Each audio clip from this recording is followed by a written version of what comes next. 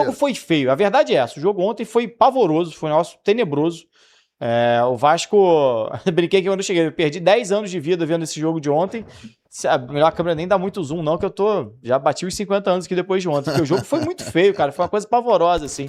O horário já é ruim, o dia é ruim, aí os caras marcam um jogo feio desse, tipo assim, o Vasco poderia ter vencido e não anularia a atuação ruim que o time teve, sabe? O Diniz fica se apegando ali às 20 e poucas finalizações, que o Madureira foi marcando num bloco baixo, tentando explorar a transição, explorando algum erro do Vasco. O Vasco errou várias vezes, o Madureira teve chance para marcar algumas vezes, como a gente já viu algumas, até botando bola na trave, e o Vasco com uma dificuldade imensa de furar a defesa do Madureira, tanto que as melhores chances, primeiro o pênalti também, acho que o pênalti não foi, e o pênalti no Gomes foi muito pênalti no segundo tempo. Fora isso, a gente vai ver as finalizações do Vasco, que o Vasco bota a bola na trave, sempre, da entrada da área. O Vasco chutou muito da entrada da área, essa bola do Nuno que bate no pé da trave. O Vasco com muita dificuldade de entrar na área do Madureira, ficou explorando o cruzamento para a área o tempo todo. Um volume muito alto, assim, esse é o lance do pênalti em cima do Andrés Gomes, que ele é tocado, claramente tocado. Você vê que o pé dele, inclusive, chuta o próprio calcanhar, tem um trançapé ali. O árbitro não marcou porque tinha marcado de maneira equivocada para mim o pênalti no Nuno, que assim, até poderia ter dado do Nuno, tá? Não foi nenhuma aberração também não, tem um contato ali, mas eu acho que não foi faltoso. E aí no fim o Vasco começa a ficar exposto, aquele típico jogo do Diniz. O time sobe todo, não consegue construir, muito erro, e aí perdi a bola, contra-ataque do Madureira, o Madureira conseguindo explorar isso muito bem, mas assim, o Vasco muito desorganizado, sem ideia.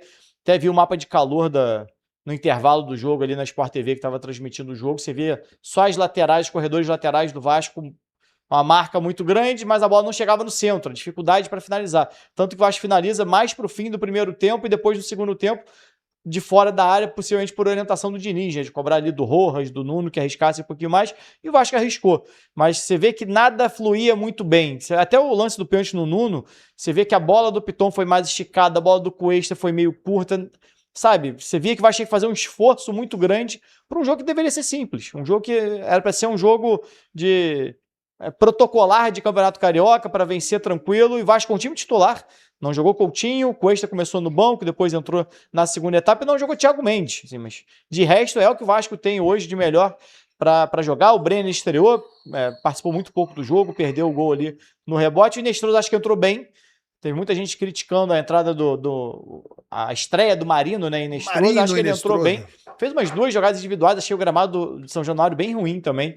Meio fofo, assim, a bola prendendo um pouquinho, dificultou para os jogadores de velocidade, principalmente, e é algo que eu acho que tem que ver, né, porque você vê que o gramado tá meio irregular, parece meio fofo, a bola dá uma afundada ali.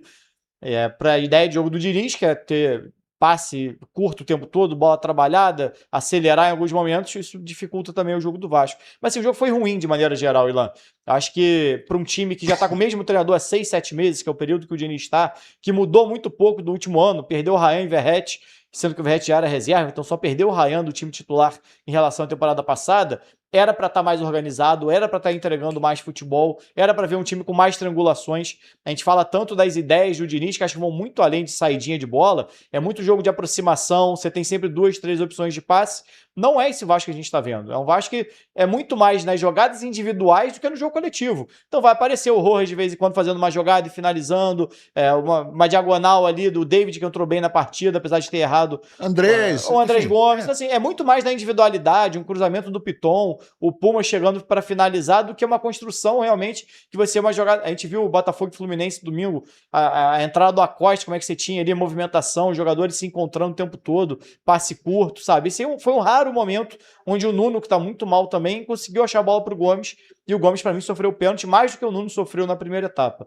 Então, assim, achei muito pobre o jogo do Vasco, mais uma vez. Isso está difícil contra o Madureira. Imagina na Série A do Brasileiro. Eu vi esse jogo também, o Vasco com alguns brilhos individuais, brilhos assim, né? Brilharecos durante o jogo. Você via que o Andrés Gomes a qualquer momento poderia fazer um gol. O Puma, o Rojas, que chutou aquela bola no travessão, muito bem chutada, poderia acontecer, mas jogo coletivo, de encaixe, uma equipe, eu não tô vendo isso no Vasco. Eu vi um time, na verdade, meio bagunçado, sabe? Sim. Meio cada um por si, vai acabar saindo gol a qualquer momento, mas você não viu uma ideia de jogo, um padrão de jogo. E olha, vou dizer um negócio, o Vasco nessa situação que tá, jogar contra o Madureira em São Januário e não conseguir fazer um gol, não conseguir ganhar um jogo como esse, tem Chapecoense agora no meio de semana, em casa, novamente em São Januário. Que é um time organizado, já elogiei aqui. Se não ganhar da Chapecoense, meu amigo, se não ganhar do Madureira em São Januário, se não ganhar da Chapecoense em casa, vai empatar com quem? Essa é a pergunta, vai ganhar de quem? Né? Então, a gente vê um Diniz nas cordas, tá? E a aparência dele também, inclusive, e a forma como ele falou na coletiva, ele começa a dar sinais de que começa a aceitar que não tá fácil resolver. Né? Vamos dar uma olhadinha no que disse o Diniz? Bota aí um trecho pra gente da coletiva do Diniz depois do empate em 0-0, em que ele saiu de campo, chamado de burro aos gritos da torcida. Não sei se a gente tem esse sobe-som. Tem o sobe-som da torcida? Então bota aí primeiro o sobe-som. Bota aí com áudio, vamos lá.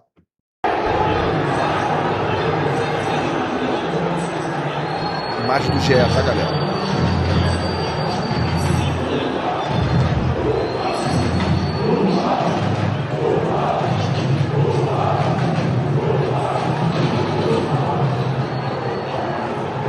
Essa foi a saída de campo. Faz tempo que eu não vejo o professor Diniz fazer o Vitória Vascão e o Poc também sumiu.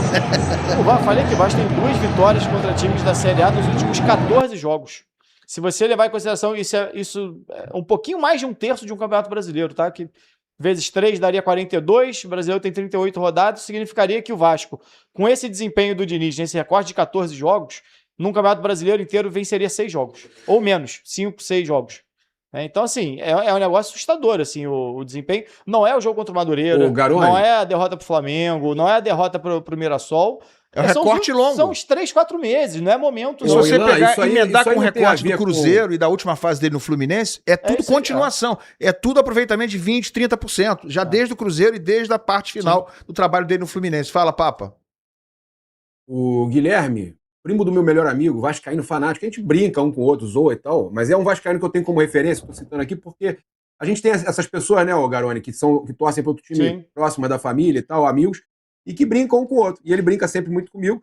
E, cara, eu ouvi uma declaração dele, ele falou comigo uma situação aqui que talvez esteja passando por todo torcedor do Vasco. Ele reclamando, cara, e olha que eu não lembrava dele estar reclamando muito da atitude do Diniz no campo, né? Falando que perdeu o controle, perdeu a mão, perdeu o time, que a forma que ele falou com os jogadores não foi legal. Então, talvez isso aí também passa pro torcedor, cara. O torcedor perde ainda mais a paciência com ele e começa a pensar, pô, esse cara já perdeu o controle, perdeu o time. Pode ser isso também? Eu acho que passa um pouquinho por isso. O Diniz diz que não. Até na coletiva ontem ele falou que não. Foi perguntado mais uma vez sobre a questão da forma como ele trata os jogadores, né? Como ele cobra dos jogadores, que isso ficou muito claro quando teve aquela discussão dele com o Nuno. Discussão não, porque o Nuno não falou nada, né? Então, quando teve aquele esporro dele... Só falou, eu não fiz nada. Não fez nada, não fez nada e tal. E a gente debateu isso aqui, né? Porque assim, isso pode, talvez um leve numa boa, o outro não, nem tanto. Então, não dá pra achar que... no universo de 35 jogadores ali que tem um elenco, todo mundo vai levar numa boa. Até porque tem gente chegando agora, imagina pro Marino Inestrosa, pro Rojas, pro Brenner. O Brenner já conhece ele, mas que não estão acostumados com esse jeito, você tem um impacto, sim, ali natural. E acho que nem sempre isso pega bem. Acho que uma coisa é quando você tá ganhando, acho que isso é de maneira geral, tá? Não é só pelos esporros do Diniz, não. Mas quando você tá ganhando, o jogador, ele confia no treinador dele. Agora, quando você tá fazendo o que o cara pede, ou tentando fazer o que o cara pede, ou tentando ir na linha do treinador, e você não vê o resultado, eu acho que o jogador perde a confiança no treinador, no trabalho do treinador. E acho que talvez isso possa estar acontecendo, dos jogadores já não acreditarem tanto na ideia de jogo do Diniz, no que o Diniz passa, e aí meio que... Ontem teve uma situação, né? Acho que foi até o João que me mandou, do Barros saindo, o Diniz chamando ele, o Barros meio que saindo, assim... sem falar com ele, entendeu? Só saiu andando. E aí, sabe, o Diniz, não, vem cá que eu quero falar com você e tal, e o Barros meio que indo. Porque assim, não é perder o elenco. O elenco tem muita gente, mas você pode ter ali um ou outro. Mas perde alguns, né? Já, assim, não é nem de não estar falando, mas já não dá mais. Mas e o torcedor, Garoni? O torcedor, eu citei o exemplo do torcedor, porque o torcedor começou a chiar na arquibancada. Né? E para isso acontecer, porque o torcedor também não tá gostando da atitude do cara e do que ele tá fazendo, né? Vou tentar me intrometer aqui. Cara, o torcedor quer resultado, no mínimo. Né? O torcedor tá até se lixando se ele fala assim ou fala assado com o jogador. Se ele falar de um jeito áspero e ganhar os jogos, o torcedor vai falar, é isso aí. Né? Tem que cobrar mesmo. Eu vi muita gente falando assim, tem que cobrar, os caras têm que jogar igual homem. Eu vi muita gente falando isso. Agora, se ele faz isso e o time nem assim ganha, o torcedor não quer nem saber. O torcedor não quer nem saber. O torcedor quer ganhar jogo. Não ganha jogo nenhum, cara. Porque assim, o jeito do Diniz é o jeito do Diniz ganhando ou perdendo, tá? O jeito do Diniz sempre foi o jeito do Diniz. Não dá, é porque agora tá perdendo, aí acho que fica mais aflorado isso. Mas que é o jeito do Diniz. Teve um jogo que ele deu um esporro no Ryan, depois o Ryan fez um gol, alguma coisa assim, foi lá abraçar ele, aí ficou muito, viu? Deu esporro, mas funcionou, tem que dar esporro mesmo. Isso é muito assim, né? Quando ganha, parece que o resultado veio daquilo, eu acho que não é. Mas a relação tá estremecida com torcida, certamente está.